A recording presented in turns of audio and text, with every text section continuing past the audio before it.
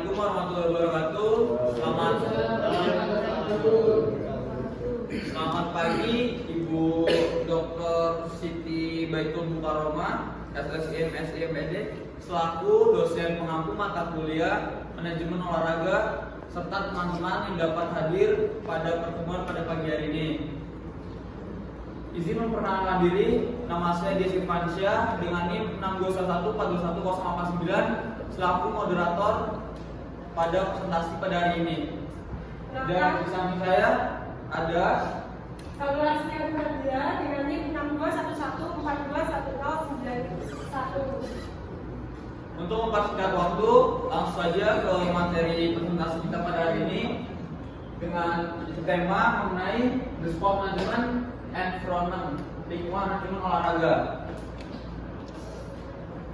Apa sih manajemen olahraga? Manajemen berasal dari kata to manage yang berarti mengelola atau mengatur. Definisi lingkungan manajemen. Manajemen ialah proses perencanaan, perorganisasian, pengarahan, dan pengendalian usaha dalam penggunaan sumber daya organisasi dari para anggota organisasi untuk mencapai tujuan. Sedangkan lingkungan diartikan sebagai segala sesuatu yang ada di dalam maupun di luar perusahaan. Tujuan dari manajemen olahraga yang pertama memberikan pengetahuan dan wawasan akan pentingnya kerjasama serta disiplin ilmu dalam bidang olahraga. Yang kedua, manajemen olahraga bertujuan untuk menghasilkan tenaga kerja terdidik yang memiliki pemahaman mengenai sinergi olahraga, bisnis, dan manajemen. Biasanya berfokus pada aspek bisnis olahraga, informasi tentang olahraga, dan industri olahraga di tingkat perguruan tinggi dan profesional. Yang ketiga, belajar mengenai sejarah olahraga, etika olahraga, pemasaran olahraga, hukum olahraga, pengelolaan keuangan di industri olahraga, komunikasi olahraga, dan pengelolaan fasilitas olahraga. Fungsi manajemen olahraga yang pertama, perencanaan, perorganisasian, penentuan keputusan, pembimbingan, pengendalian, dan evaluasi. Yang pertama, perencanaan. Perencanaan merupakan suatu tindakan teratur dengan didasari pemikiran yang cermat sebelum melakukan usaha pencapaian tujuan yang telah ditentukan. Yang kedua, perorganisasian. Perorganisasian merupakan suatu aktivitas kerjasama antar fungsi dalam manajemen untuk mencapai sebuah tujuan yang ingin dicapai.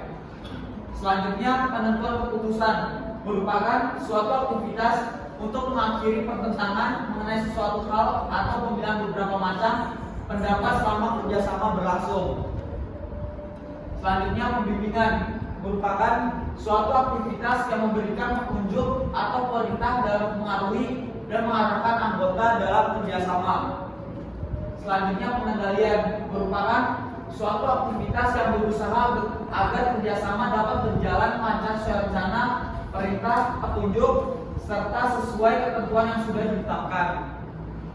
Yang terakhir, evaluasi. Evaluasi merupakan suatu aktivitas memperbaiki dan menyempurnakan segala hal dalam usaha kerjasama. Menurut Fred David, analisis SWOT adalah metode perencanaan strategis yang berfungsi untuk mengevaluasi kekuatan, kelemahan, peluang, dan ancaman suatu perusahaan. Proses ini melibatkan penentuan tujuan yang spesifik dari spekulasi bisnis dan mengidentifikasi faktor internal dan eksternal yang mendukung dan yang tidak dalam mencapai tujuan tersebut. Lingkungan eksternal. Lingkungan ekstern atau eksternal terdiri atas unsur-unsur yang berada di luar organisasi, di mana unsur-unsur ini tidak dapat dikendalikan dan diketahui terlebih dahulu oleh manajer. Hal ini mempengaruhi manajer di dalam pengembalian keputusan yang akan dibuat. Contohnya yaitu perubahan perekonomian, peraturan pemerintah, perilaku konsumen atau masyarakat, perkembangan teknologi, politik, dan sebagainya. Lingkungan eksternal dibagi menjadi dua, yaitu lingkungan makro dan lingkungan mikro. Yang pertama, lingkungan eksternal mikro, yaitu lingkungan yang mempunyai pengaruh langsung terhadap kegiatan manajemen. Contohnya pesaing, penyedia, perantara, pasar tenaga kerja, dan sebagainya. Yang kedua, lingkungan eksternal makro, yaitu lingkungan yang mempunyai pengaruh tidak langsung. Selanjutnya, lingkungan internal manajemen. Lingkungan internal dunia usaha adalah faktor-faktor yang berada di dalam kegiatan produksi dan langsung mempengaruhi hasil produksi. Materi selanjutnya akan dijelaskan oleh teman saya, Setia Salsabila. Waktu dan tempat siap persilakan. Di lingkungan manajemen terdapat 3 sektor manajemen. Yang pertama ada sektor negara atau publik, meliputi pemerintah nasional, negara bagian atau provinsi, regional dan lokal, serta lembaga spesialis yang mengembangkan kebijakan olahraga. Menyediakan dana untuk sektor lain untuk mendukung peran spesialis seperti pengembangan atlet elit atau pengendalian narkoba. Yang kedua, ada sektor nirlaba atau sukarela, meliputi klub berbasis komunitas, asosiasi, pengatur dan organisasi olahraga internasional yang menyediakan kompetisi serta peluang partisipasi, mengatur dan mengelola kode olahraga dan menyelenggarakan acara kejuaraan besar. Dan yang ketiga ada sektor organisasi olahraga profesional atau komersial, yaitu meliputi liga profesional dan anggotanya, serta organisasi terkait seperti produsen pakaian dan peralatan olahraga, perusahaan media, operator stadion besar, serta manajer acara. Apa yang berbeda dengan manajemen olahraga? Di manajemen olahraga, kita juga menggunakan teknik dan teori manajemen yang mirip dengan manajer organisasi lain seperti rumah sakit, departemen, pemerintahan, bank, usaha pertambangan, produsen mobil, dan lembaga kesejahteraan. Namun, ada beberapa aspek unik seperti aspek manajemen strategis, struktur organisasi, manajemen sumber daya manusia, kepemimpinan, budaya organisasi, manajemen keuangan, dan beberapa lainnya yang unik untuk manajemen organisasi olahraga itu sendiri. Yang pertama, ada manajemen strategis, yaitu manajemen yang menganalisis suatu posisi organisasi dalam lingkungan yang kompetitif. Penentuan arah dan tujuannya, pemilihan strategi yang tepat, dan pemanfaatan aset khasnya. Pemahaman tentang prinsip-prinsip manajemen strategis dan bagaimana ini dapat diterapkan dalam konteks industri olahraga tertentu sangat penting bagi manajer olahraga masa depan. Yang kedua, ada struktur organisasi. Menemukan struktur yang tepat untuk organisasi olahraga melibatkan penyeimbang kebutuhan untuk melengkapi prosedur sambil mendorong inovasi serta kreativitas serta memastikan aktivitas karyawan dan sukarelawan tanpa terlalu mempengaruhi motivasi dan sikap orang untuk bekerja. Yang ketiga, ada manajemen sumber daya manusia. Manajemen sumber daya manusia adalah bisnis utama atau organisasi olahraga pada dasarnya, yaitu tentang memastikan tenaga kerja yang efektif dan puas. Namun, besarnya ukuran beberapa organisasi olahraga serta kesulitan dalam mengelola campuran sukarelawan dan staf yang dibayar di industri olahraga membuat manajemen sumber daya manusia menjadi masalah yang kompleks bagi manajemen olahraga. Yang keempat, kepemimpinan. Manajer pimpinan organisasi olahraga harus mampu mempengaruhi orang lain untuk mengikuti visi mereka, memberdayakan individu untuk merasa menjadi bagian dari tim yang bekerja untuk tujuan bersama, serta mampu menangani konflik atau mengkoordinasi bisnis umum serta proyek pengembangan. Kelima, budaya organisasi olahraga. Memahami bagaimana mengidentifikasi, menggambarkan, menganalisis, dan akhirnya mempengaruhi budaya organisasi olahraga. Terdiri dari asumsi, norma, nilai yang dipegang oleh individu dan kelompok dalam suatu organisasi yang berdampak pada kegiatan dan tujuan di tempat kerja dan dalam banyak hal mempengaruhi cara kerja karyawan. Hal ini merupakan elemen sangat penting dalam pendidikan manajer olahraga.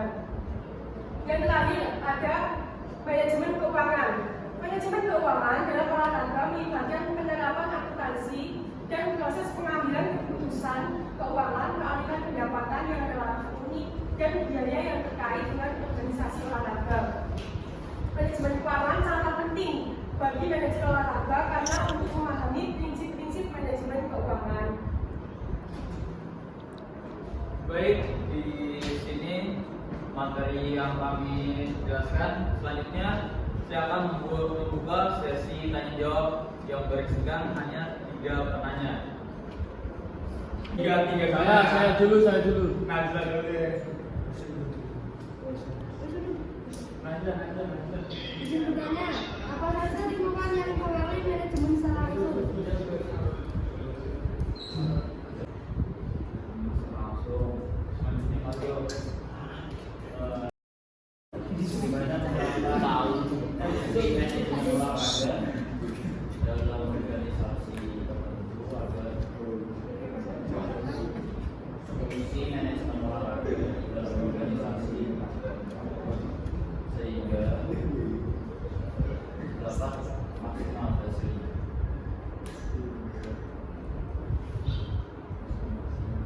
Oke, selanjutnya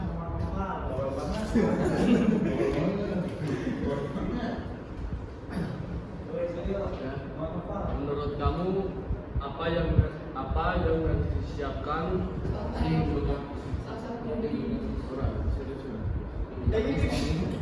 Menurut kamu apa yang dipersiapkan dan yang paling penting untuk menjalankan suatu event olahraga? Yang paling penting Saya tahu. yang paling penting Apa yang harus disiapkan dan yang terpenting untuk menjalankan suatu event olahraga? Baik, di sini saya akan menjawab pertanyaan dari Mario Melantri dengan pertanyaan bagaimana penerapan fungsi manajemen olahraga dalam organisasi sehingga bisa maksimal hasilnya. Jadi, penerapan fungsi manajemen agar dapat bekerja dengan optimal sebuah organisasi yaitu dengan mengikuti fungsi manajemen yang ada, mulai dari membuat perencanaan yang baik, kemudian mengorganisasi, melakukan tindakan dan pengendalian. Jika dirasa terdapat penyimpangan, maka sebaiknya dikembalikan sesuai dengan yang telah direncanakan. Apakah sudah puas dengan jawaban kelompok kami? Puas. Baik, terima kasih untuk para selanjutnya akan dijawab oleh Saula. Saya akan menjawab nomor 1 dari Mbak Nazla. Apa saja lingkungan yang mempengaruhi manajemen secara langsung?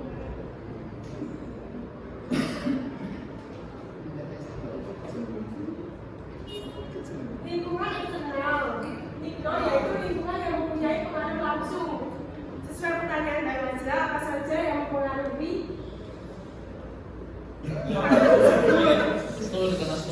Yang pertama ada pesaing atau ada pesaing, penyedia, perantara, pasar tenaga kerja dan sebagainya. Saya akan menyebutkan satu contoh, misalkan pada pesaing. Di pesaing terdapat sesuatu yang harus diketahui posisinya, seperti kita harus mengetahui posisi pesaing. Dengan kita mengetahui posisi pesaing, kita mampu mengoptimalkan operasinya. Jadi secara langsung kita termasuk ke dalam pengaruh langsung kegiatan tersebut. Apakah sudah puas dengan jawabannya? Jadi di sini saya akan menjawab pertanyaan dari Muhammad Novel dengan pertanyaan apa yang harus disiapkan dan paling penting untuk menjalankan event olahraga. Yang pertama itu adalah lakukan penelitian. Hal yang pertama harus dilakukan adalah melakukan penelitian seperti apa yang target pengunjung yang Anda harapkan datang ke event. Yang kedua, menetapkan tujuan event. Yang ketiga, persiapkan tim yang mumpuni. Yang keempat, pastikan promo tools Anda menarik dan komunikatif.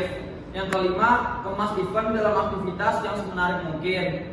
Yang keenam, pre-event marketing. Yang ketujuh, live marketing. Yang kedelapan, post-event marketing. Apakah sudah cukup dengan jawaban kelompok kami?